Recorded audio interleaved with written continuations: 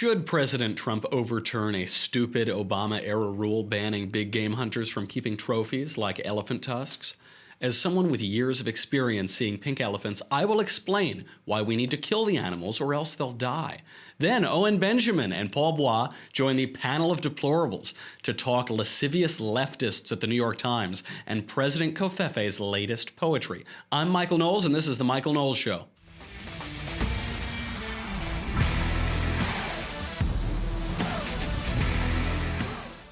Oh, we've got a lot to talk about. People are really misunderstanding this Trump-era rule on big game trophies. There is just more sex. That's all that's in the news cycle now. And shock, you'll be surprised, it's all Democrats committing all the crimes. But before we get to any of that, we have to get to something at the heart of all of this, which is capitalism. Capitalism, we're going to talk a lot about that today.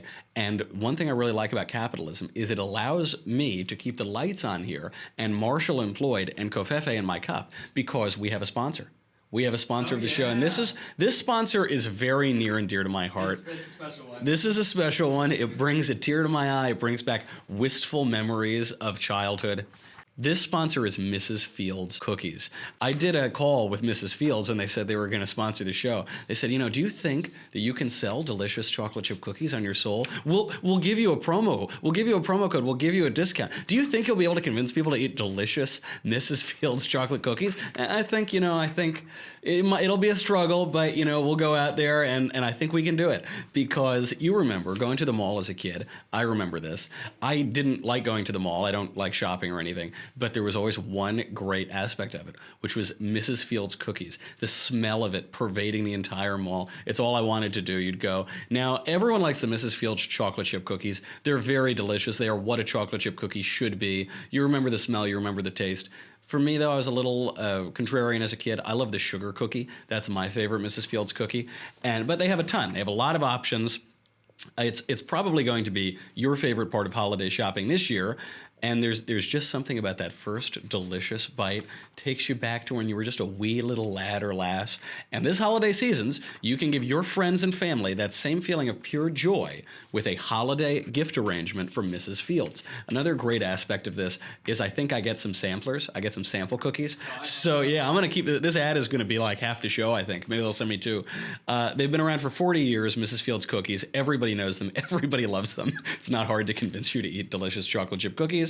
They are very soft. They are very chocolatey. They're freshly baked and ready to enjoy right out of the box. So everyone can always have what they've wanted right now. Now, here is the exclusive deal to my listeners. Somehow, Mrs. Fields cookies get even better because they've given us the promo code Covfefe. So that's COVFEFE. If you go to mrsfields.com right now, you click on the microphone on the upper right-hand corner, and you enter the code Covfefe, COVFEFE. Say that 10 times. Covfefe cookie, Covfefe cookie, cookie Covfefe. Covfefe, you will get 25% off Mrs. Fields' best-selling Peace, Love, and Cookies tin. Isn't that all we need this holiday season? So you get nibblers, bite-sized cookies, brownie bites, and more. Click on the microphone, enter promo code Covfefe at mrsfields.com. Get the perfect holiday gift for 25% off. That is, I'm not an expert at math, that's a quarter less than the full price. That's almost a quarter. That's somewhere between a third and a fifth. So go there, mrsfields.com right now, promo code Covfefe. What a great way to start the week. What a great way to start the show. Now we have to get, this gives you nice images of childhood, and that's really nice. Now we have to get back into the news and think about dead elephants. Just less pleasant. That's not as nice, but in any case, President Trump is walking back his administration's decision to end a 3-year-old Obama-era regulation banning big game hunting trophies from Africa after a bunch of people who don't know anything about big game hunting or conservation complained on Twitter. Even Republicans, even conservatives are getting in on this because people don't seem to understand the rationale behind big game hunting and trophies. Here, Uncle Jimbo explains. Now, we only kill animals to, quote, thin out their numbers. If we don't hunt, then these animals will grow too big in number and they won't have enough food. So you see, we have to kill animals or else they'll die. There it is. That's simple enough. We have to kill the animals or else they will die. That's very, very simple. And, it's comedic, right? It's so counterintuitive that hunting the animals will actually increase their numbers and lead to more conservation. But just because you don't understand something doesn't mean it isn't true. Shallows are clear, right? And so the Atlantic summed up stupid coverage of this weekend. They wrote, quote, "If you were an elephant, you might be puzzling over human behavior this week." Well, I'm not an elephant. Also, elephants don't puzzle, because they're animals. But but this is how they think, right? If I were the animal, if animals were like people, they go further. They say, if elephants are recognized as legal persons, a term the U.S. courts have granted to corporations, well, and New Zealand has given to a river and it's been extended to yada, yada, yada, it would be more difficult to hunt them at all, let alone import their body parts. Right, so it is true. Let me try to explain this to the Atlantic, how an elephant might not be a person, but corporations are people. Corporations are groups of people. They're not groups of animals. They're not buildings. They're not newspapers. They're groups of people working in corporation with one another.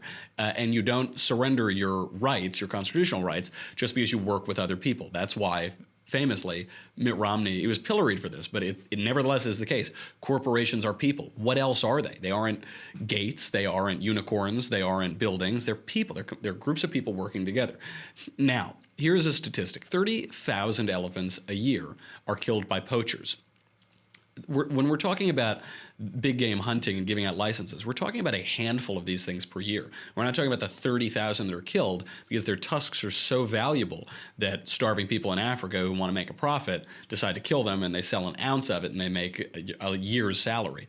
According to a 2005 paper in the Journal of International Wildlife Law, legalization of white rhinoceros hunting in South Africa motivated private landowners to reintroduce the species onto their lands. So we're not just talking about preserves that are held by the public or held by the government or whatever. We're talking about incentives. So when this became legal, landowners realized, oh, interesting, if we bring some of those things on here that are worth a ton of money and we allow people to hunt for them, then we will make money too. As a result, there was an increase in white rhinos from fewer than 100 individual rhinos to more than 11,000, even while only a limited number were killed as trophies. Well, how does this work? It's because conservation is expensive. So you remember this a couple years ago in May 2015, a Texan legally shot a critically endangered black rhino in Namibia. So there's this species of black rhino, they're critically endangered. This guy goes over there and shoots one. He bought a license for $350,000. That was money generated from the hunt. It was a totally managed hunt.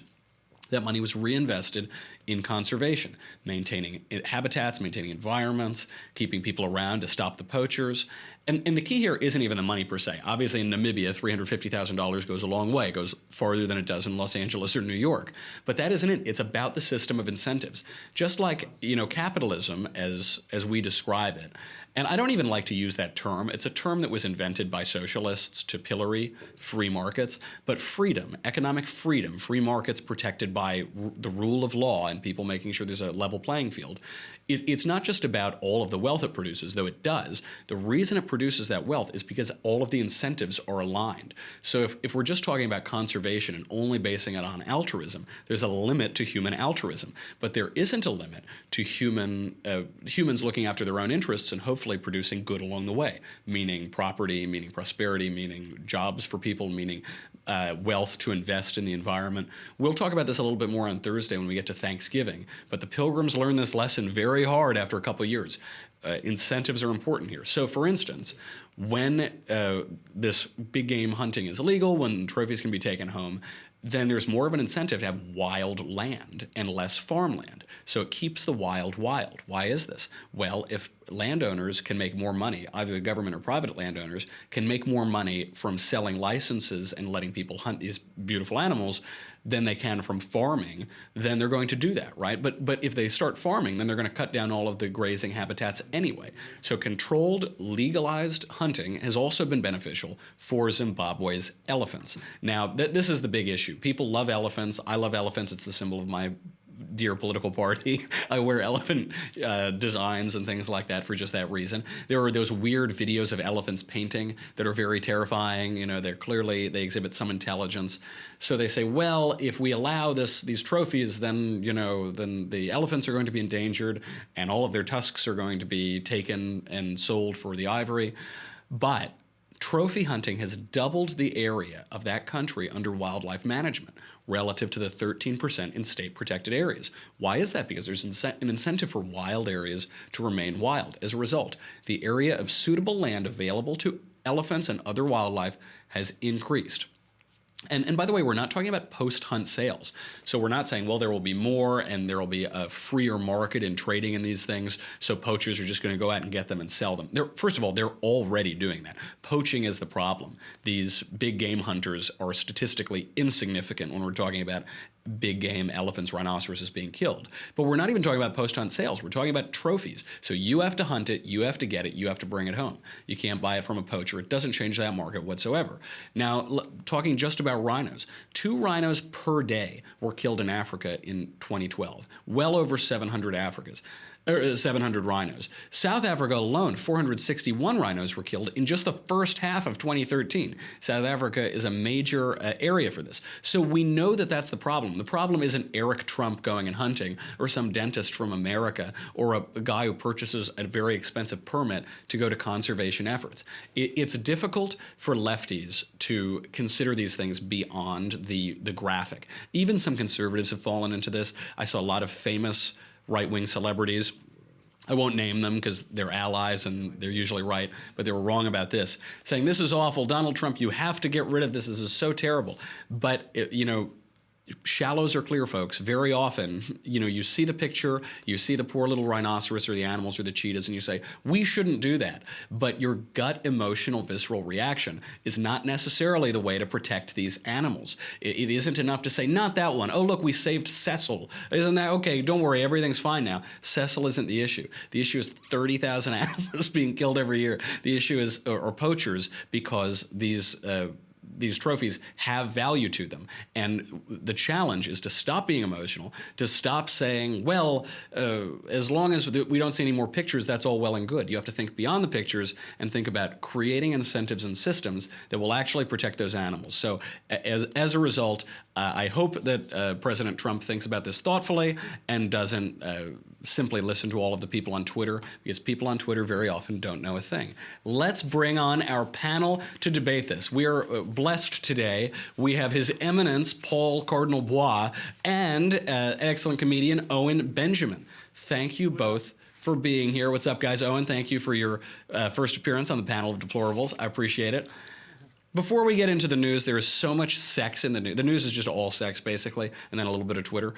Before we get into that, I want to keep talking about this elephant thing a little bit. Am I totally crazy here? Am I just like the arch conservative who is contrarian about everything, including poor suffering elephants and rhinos?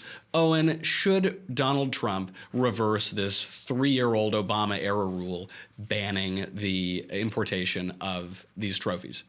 No, because if you care about the animals, you know that the conservation comes from the money that hunters spend on these on the animals. My uncle hunts in Africa 3 times a year, and when you allow trophy hunting, that will pay for the conservation efforts to get rid of poachers. That's the issue. And I think the issue is we don't want to talk about the poachers because we only want to talk about the mean, wealthy, white Americans who go over and shoot. Mr. Bois, you're a Shiite Catholic. Is there any, Pope Francis has been very forceful about saying that we need to protect the environment and global warming is a big issue and, we need to protect dear sister Earth. Is there a Catholic or a Christian or religious argument for not shooting these animals and thereby saving them? Well, for me, when it comes to, I certainly have a philosophical and theological bent. When it comes to hunting, I would say, if you plan on eating the animal, then go ahead and hunt it.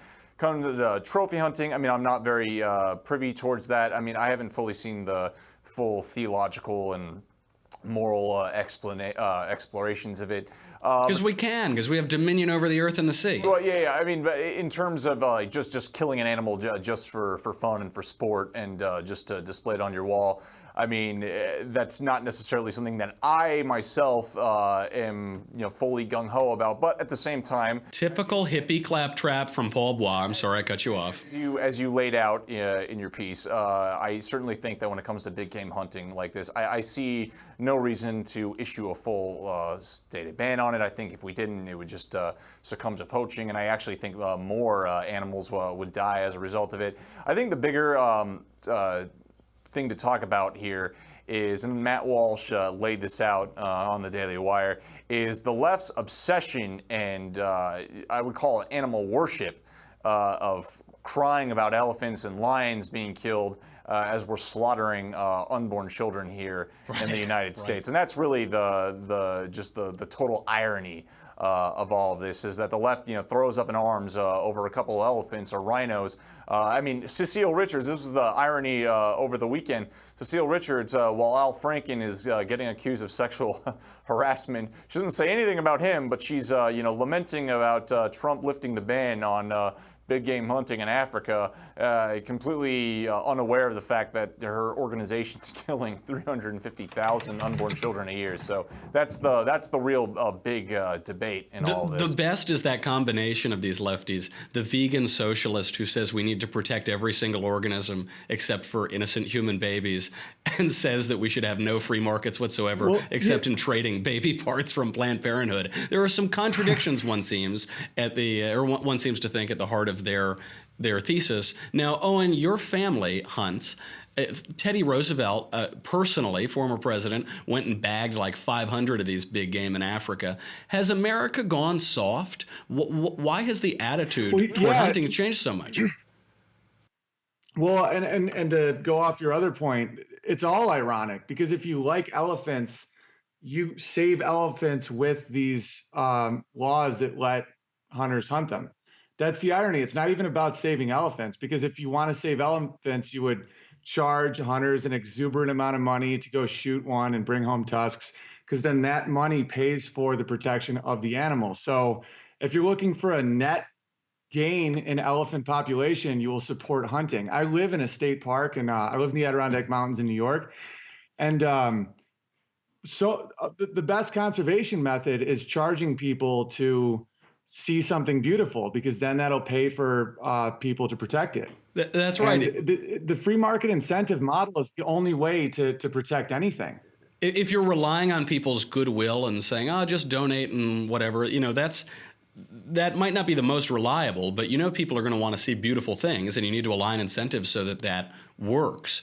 Absolutely right. But it gets to that point. It isn't about saving the elephants. It isn't about saving the rhinoceros. It's about feeling good about ourselves. No. It's just about performing virtue, so that when we go to cocktail parties, we say, "Oh, did you see that awful what Trump did with the licenses? Oh, yes, well, that was just terrible, wasn't it?" And they do it on the sex stuff too. This brings us to one of the finest stories today. The insufferable New York Times White House correspondent Glenn Thrush has said of sexual harassment allegations against fellow journalist Mark Halperin, quote, "Young people who come into a newsroom deserve to be taught our trade, given our support, and enlisted in our calling, not betrayed by little men who believe they're bigger than the mission." The mission of the New York Times, to spread fake news, one assumes, but maybe he thinks there's a different mission. Now it turns out he's completely full of it, and there are allegations against him. One woman writes, 5 years ago, when Thrush and I were colleagues at Politico, I was in the same bar as Ocasio's friend, perhaps the same booth. He caught me off guard, put his hand on my thigh,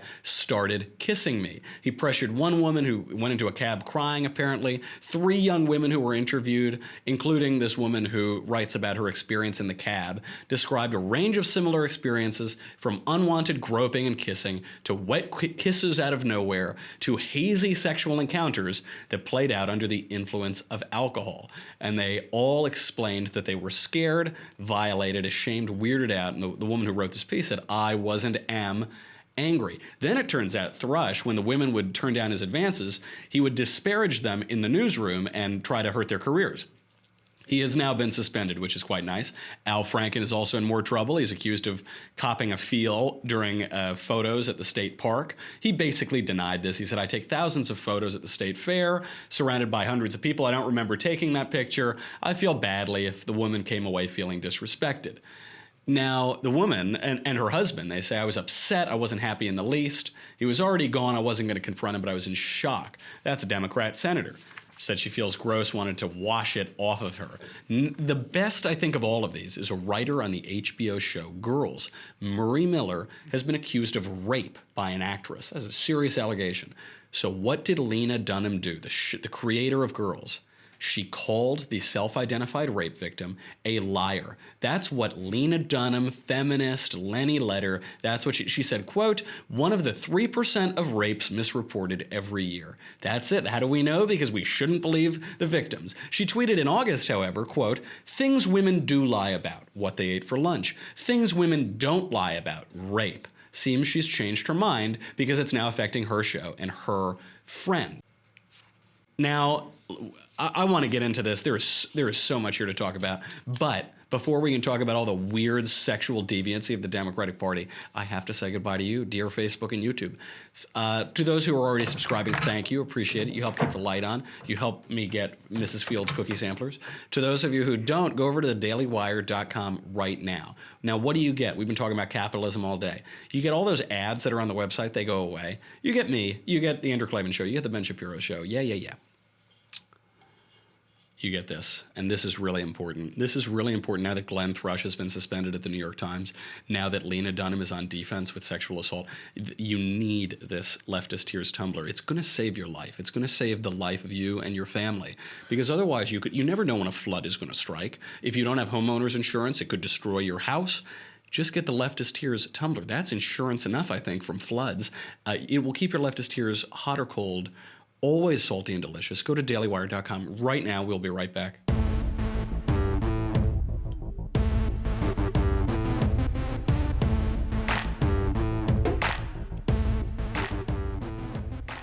I actually wasn't sure on this story if the Democrats are just being cynical and deceptive, or if really they're ignorant. You know, Lena Dunham here is making me think it's the former.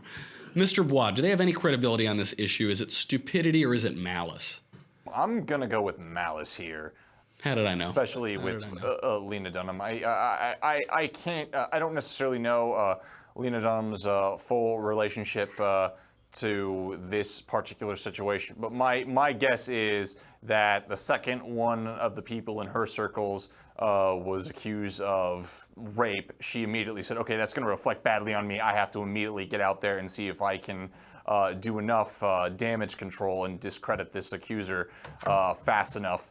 And hopefully it will go away. But I think she quickly realized that that was a very, very bad move. And now she's swung it the other way. If you notice what she said in her apology, she didn't even just come out and say, you know, I made a mistake, I reacted too badly, you know, I was just harsh, you know, I know this person and I was just trying to be a good friend or something. She comes out and she immediately says, oh, as a true feminist, we need to make sure that, like, every single time a woman comes forward, they are automatically believed. So essentially, she takes it from completely discrediting a rape victim to saying that no matter what, we should believe anybody that comes forward with rape. So just create a precedent. So just create a false allegation, and somebody innocent could potentially die. So yeah, I think somebody innocent could potentially have their lives ruined. So I'm going to call malice here. It's a nice little dance that she does, because she gets to defend her friend and defend her show and call this woman a liar. And then once that passes, she does a little Lena Dunham two-step and now says, oh, but actually we should do exactly the opposite of what I did. And I have credibility to tell you that because I am the voice of feminism. I am the voice of my generation. And it is this total This is the essence of the left. They want the appearance of the thing, but they don't want the essence of the thing. They want the appearance of taking sexual assault very seriously, but then they'll support Bill Clinton, they'll support Al Franken, they'll support their showrunner, their writer on their show who is accused of rape. They'll support anybody because that's just the thing itself. What really matters is the appearance. It's not the thing. It's that greater truth that their complete lie that they're promoting is supposedly getting at. Now, to be devil's advocate here, Owen, politicians have always been dogs. They've always cheated on their wives. They've been sort of the scum of the earth. Madison in Federalist 51 basically explains Congress as a place to put all of the sociopaths so that they can counter each other and keep one another busy and not destroy the entire country. So knowing all of that, should we really force people like Franken to resign for doing what politicians have always done? Well, I think just to add on your last point, I think the left is the first to stand up for something and then the first to sit down. I mean, I know a lot of these people, and Lena Dunham is the product of what happens when you give a comedian fame based on pushing a political agenda and not being funny. What they do is they go for applause, not laughter. And then when they ask themselves, what is the right answer? It's nothing to do with ethics. It has to do with what will give me more applause. And in 1 minute, it's saying everybody who claims rape is a victim. The next minute, you have to say the opposite. But in their mind, it's just about power acquisition, not about living a principled life. So they will change constantly. And the male feminists are just like, don't fall asleep around a male feminist if you're a woman, because they're so self-hating you can't possibly trust them. And thank you so much. I do think male feminists are the creepiest people on planet Earth. I would never let my daughter near any of them. They are. Yeah. This has been your observation too. And obviously there are a lot of scandals to that effect hitting comedy specifically right now. Yeah, and like I lost my agent and I lost a gig at a college because I said 3-year-olds can't be transgendered because there was it's just getting absurd. It's like The Onion wouldn't be able to do this. Marshall, did you booked a bigot on my show? Are you telling me that I can't believe you would book such a sick, vicious monster. So you got, okay, and you're trying to tell me that little toddlers can't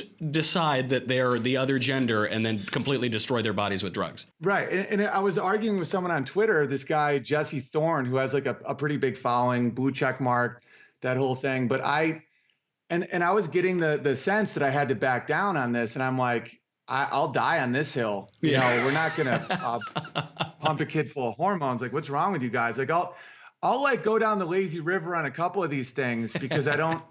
You want to have a career. Not when it comes. Right. But then I was like, I'll get another job if I have to agree to basically turning a kid into a eunuch. And we got rid of the castrati in the early 20th century, and now they're making a swing back. They were gone for 100 years. Now we're doing it to kids again. Yeah, and I think with stuff like Franken, I think a lot of the nation wants their head. They want him to resign because you're right. Like that old quote that you were talking about, how Washington's full of sociopaths and these people are just a snake pit, you know. But at the same time, when you have someone that's promoting such false virtue, you want to see them burn when you realize that they're hypocrites. I think that making a mistake, like train wrecks, are a lot more forgivable than hypocrites. And I think dudes like Franken have been so outspoken about how cis white males are the devil, and American capitalism and America as a nation is somehow bad, and we should bow down to, these elements of socialism and Marxism, that I think when they're revealed to be just slimy perverts, we just want them to look at their own mirror and say sorry, which they never will, so they just have to go. Totally fair point. And the sliminess of male feminists and soy boys and all of that is really frustrating. I love, too, your distinction between the comedians who are going out and can actually get laughs, and the ones who need to supplement their laughs with applause. Like my favorite comedian, my favorite living comedian is Norm Macdonald, and I see him whenever I can. He's so good. His book is so good, and when he plays live, every word, every syllable out of his mouth is designed to move you closer to a laugh. He describes comedy like that's it. Comedy is to make a noise out of your audience. And he's also brilliant. He makes great points, but it's all about the comedy. Do you think it's because some of these comedians just aren't that talented, so they're cheating? Or do you think something about that culture of comedy and entertainment is incentivizing all this virtue signaling? I think it's the culture. I think that like there's some comedians that I've watched be pretty good turned into absolute garbage. Like Trevor Noah, his first hour special, there's some funny stuff in it. And now he's literally a propagandist. Like there's no laughter. And Jon Stewart, you know, I don't agree with his politics, but he would make me laugh because at least he's being a comedian. That's why I made that video, Why I Hate the Left, on YouTube. If you guys want to check it out, it makes a distinction between just liberals, how I always thought they were, you know, just bigger government, and then leftists, which I now think so many more liberals are becoming, which is just this postmodernist, nothing matters, and promoting just this weird self-hate of our country and culture. And I think that really good comics a lot of times get blackballed from Hollywood because laughter terrifies authoritarians and people that are trying to get rid of individual autonomy. That is a tremendously good point. And it hadn't occurred to me that that's what's so scary about comedy as a political weapon and as a weapon in the culture. It's kryptonite. Like I'll do a video in Corpus Christi, all Hispanic, and do a joke that one of these leftists would say makes me racist. And you'll watch like rednecks and Mexicans just dying laughing together. And that terrifies people that are trying to put us into demographic voting pools, because it shows that their entire premise is flawed, that we are individuals and we aren't defined by race, gender, all that stuff. And when I do male-female jokes and you see women buckled over laughing, it's a lot harder to say that I'm a sexist for saying there are differences between men and women. Right. And so because they know it's true. They're obviously laughing. They're laughing because it's true. Exactly. And then when you watch someone like Colbert also make that transition of being funny in that character to now being almost like a weird preacher, you know, like that moment with Comey when he's like, Trump fires Comey and they applaud. And then he's like, but wait, no, we don't want that. And then they applaud the next point. It's like no one even knows what they believe. Stephen Colbert is an even more obtuse Dick Cavett, which is an achievement, but it is insufferable to watch. And that the comedy in politics, this does make me think about the exuberance behind the Trump election, the Trump campaign, and the movement it spawned. I just could go through 3 of my favorite tweets from the weekend, and maybe we can talk about the poetic diction of those. The first one from El Presidente, President Covfefe, quote, Marshawn Lynch of the NFL's Oakland Raiders stands for the Mexican anthem and sits down to booze for our national anthem. Great disrespect. Next time, NFL should suspend him for remainder of season. Attendance and ratings way down. I also love that they've expanded up to 280 characters on Twitter. We're getting a lot more Covfefe. He goes on, he says, now that the 3 basketball players are out of China and saved from years in jail, LeVar Ball, the father of LiAngelo, is unaccepting of what I did for his son, and that shoplifting is no big deal. I should have left them in jail. And then my favorite, this came over the weekend, crooked Hillary Clinton is the worst and biggest loser of all time. She just can't stop, which is so good for the Republican Party. Hillary, get on with your life and give it another try in 3 years. Just absolutely brilliant. Before, because it's also filling a void. Oh, sorry, go ahead. I want to end this on a high note. I want to end this, Owen, with you explaining to me why this is great. But before that, I do want to check in with Paul Cardinal Bois. Is there anything undignified about this sort of humor? One word, Michael. Nope. Oh, good. All right, great. And here's why. You know, this is one of the greatest things about me being a Catholic. And, you know, the thing is...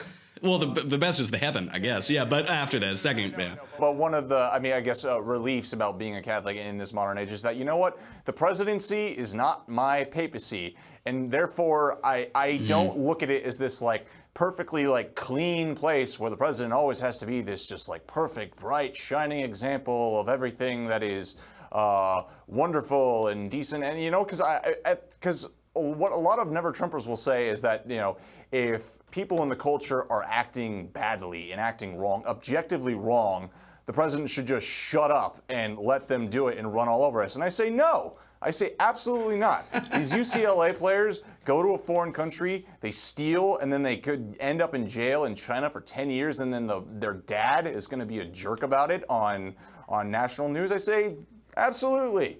Do it. Good on President Trump for that. Good on President Trump for blasting NFL, for kneeling before the national anthem. I absolutely say, go out, do it. That's why we elected him. So I'm totally on board with it. It is great. Your traitorous dual allegiance to your king in Rome does give you a pretty good perspective on this civil religion. People love civic religion. They treat the president like he's a divine monarch or like he's a divine figure. But no, he's just a politician, and we can laugh at them. Owen, is Donald Trump the funniest president in the history of the United States? He's definitely up there. I mean, and I think that he Millard right now Fillmore was filling a hilarious. void. I'll give you that, but Trump is pretty good too. I mean, Taft was funny, but it was usually just physical comedy from being fat. Yeah. Like the bathtub splits or something. Yeah. Lincoln was a prop comic. That hat was just total shtick. Yeah, Carrot Top came in the vein of Abraham Lincoln. It's the first time that statement's ever been uttered. Do you find this comedy, I mean, it's really entertaining. Is Donald Trump using it intentionally? Does he understand how effective his language is? It seems to me he does.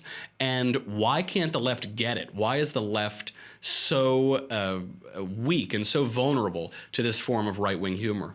Well, I think he's filling, like, as a businessman, he's filling a niche that has just been so unnaturally vacated, which is just men. Like I think in this world of how, men are just seen as toxic and manspreading and mansplaining, and, we have to hire women for jobs, even if a man's smarter. Like, men are just like, I want someone to talk like a man talks and scold people when they do something stupid and not have to act like everything everyone does that isn't male is just brilliant when it isn't. And I think that Trump's just clear language is very, very refreshing to a lot of people, and a lot of people that don't want to admit it either. I mean, I have liberal friends that I've watched them see Trump say something and they instinctively laugh. And that's why laughter is so terrifying to authoritarians, because, like, I look at him like, that's funny. Mm-hmm. And that, like, Hillary is crooked. And now that Donna Brazil's book's out, showing that it's even worse than a lot of people thought, just to have this guy just speak very plainly and not demonize, especially white males, white working class males. The worst of the worst, the villains of history, right? Right, the villains of history, exactly. There is. Oh, sorry. Go ahead. No, you go ahead. There is this reason that Crooked stuck to her. I love that Crooked Hillary thing. People laugh at it. He had tried a few others. He tried No Stamina Hillary or this or that. But the reason Crooked stuck to her is because it's true. The reason his comedy works, the reason comedy in general works, is when it's true. When it's pointing out something and, people always say, well, he's saying what we're all thinking. Or it's funny because it's true. It made me think, I published this blank book at the beginning of the year. By the way, Black Friday's coming up. The most important gift to give to all of your Democrat friends and relatives is the presidentially endorsed #1 international best-selling political tome, Reasons to Vote for Democrats, a comprehensive guide, which is completely blank, of course.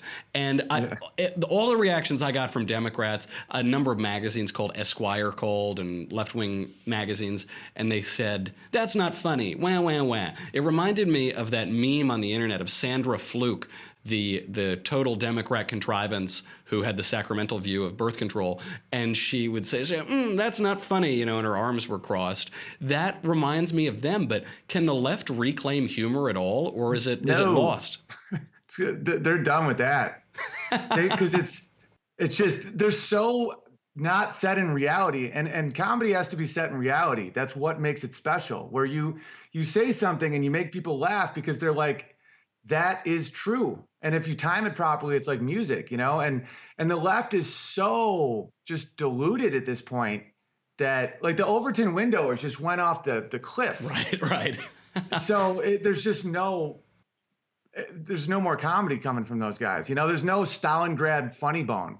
Because there's no objective space. There's no common space where, obviously if comedy is the kryptonite to the totalitarians, they are the totalitarians. So they're probably not going to put it out. But there's no point, because their vision of the world is so distorted. It has become so warped. And the thing that you got knocked for, you lost your representation because you said that toddlers shouldn't have hormones injected into them to make them eunuchs. That they think that would be that's a socially just and progressive thing to do, shows that their vision of the world is so distorted. That's the perfect encapsulation of it. And so you can't be funny. You got to be real if you're going to be funny. That's what makes people laugh. All right, guys. Yeah, all right, cool. Sorry, one more. Final word. Oh, no, I could just talk about comedy theory all day, so you got to cut me off at some point. All right, I've got to cut you off, and we'll bring you back on to talk about it, because we are in a moment of conservative cultural exuberance and comedy, and we should enjoy it, because for a long time the left tried to dominate that realm, and now they're just, to quote Sandra Fluke, they're not funny. Okay, guys, thank you for being here. Comedian Owen Benjamin, Paul Cardinal Bois, His Eminence himself. That is our show today. Get ready. I've got a fun Thanksgiving show coming up, so you can send in all your questions about why the lefties are completely wrong about Thanksgiving, and I'll try to fit them in. And make sure you listen to Another Kingdom, my show with Andrew Klavan. It's Andrew Klavan's latest story, a narrative about a 30-year-old Hollywood schlub who walks through a portal into another kingdom, and he is the murder suspect with ogres and daggers and damsels. And it's got a gazillion views. If you could help us get even more, leave a review and subscribe and send it to your friends. We might force it down Hollywood's throat, and that would give me great pleasure. Until tomorrow, I'm Michael Knowles. This is The Michael Knowles Show. Come back tomorrow. We'll do it all again.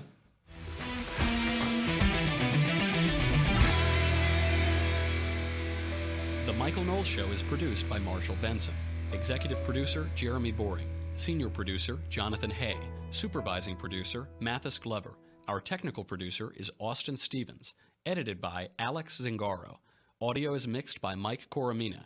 Hair and makeup is by Jesua Olvera, and our associate producer is Bailey Lynn.